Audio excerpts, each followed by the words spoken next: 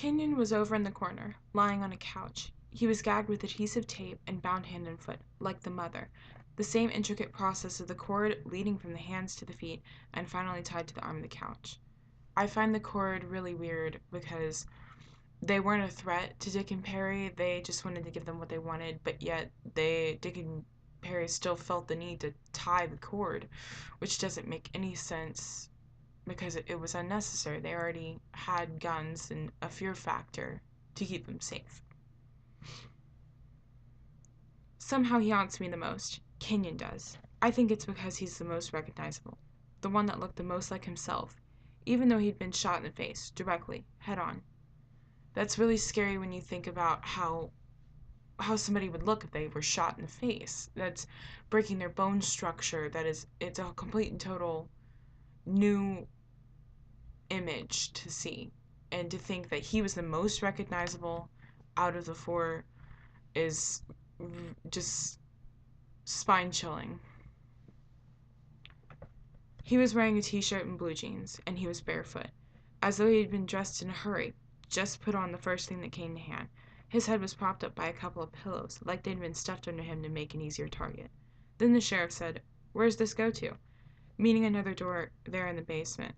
Sheriff led the way, but inside you couldn't see your hand until Mr. Elwalt found the light switch. It was a furnace room, and very warm. Around here, people just install a gas furnace and pump the gas smack out of the ground.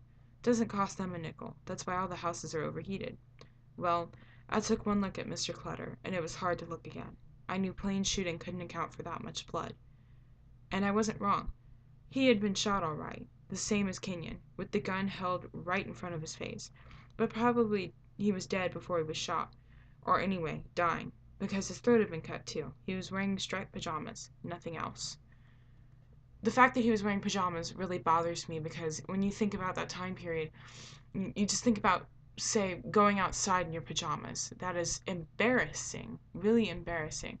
And the fact that he was murdered in his pajamas shows that he was in the comfort and privacy of his own home. And it brings to light how close to home and how invading it really was.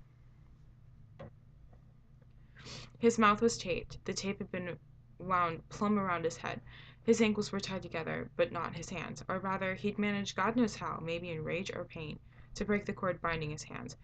He was sprawled in front of the furnace, on a big cardboard box that looked as though it had been laid there specially. A mattress box. Sheriff said, "Look here, Wendell." What he was pointing at was a blood-stained footprint, on the mattress box, a half-sole footprint with circles, 2 holes in the center like a pair of eyes. Then one of us, Mr. Elwalt, I don't recall, pointed out something else. A thing I can't get out of my mind. There was a steam pipe overhead, and knotted to it, dangling from it, was a piece of cord, the kind of cord the killer had used. Obviously, at some point Mr. Clutter had been tied there, strung up by his hands, and then cut down. But why? To torture him? I don't guess we'll ever know who did it, or why, or what went on in that house that night. This is another example of how they weren't a threat to Dick and Perry. It doesn't make sense to cut somebody down if they're a threat to you, and so it makes you understand that Mr. Clutter was trustworthy. They trusted him, and that's why they would cut him down. After a bit, the house began to fill up. Ambulances arrived, and the coroner, and the Methodist minister, and the police photographer, state troopers, fellows from the radio and newspaper. Oh, a bunch. Most of them had been called out of church, and acted as though they were still there, very quiet, whispery. Like nobody could believe it. A state trooper asked me if I had any official business there, and I said if not, then I'd better leave. Outside on the lawn, I saw the undersheriff talking to a man, Alfred Stockline, the hired man. Seems Stockline lived not 100 yards from the Clutter house, with nothing between his place and theirs except a barn. But he was saying as to how he hadn't heard a sound. And that's it.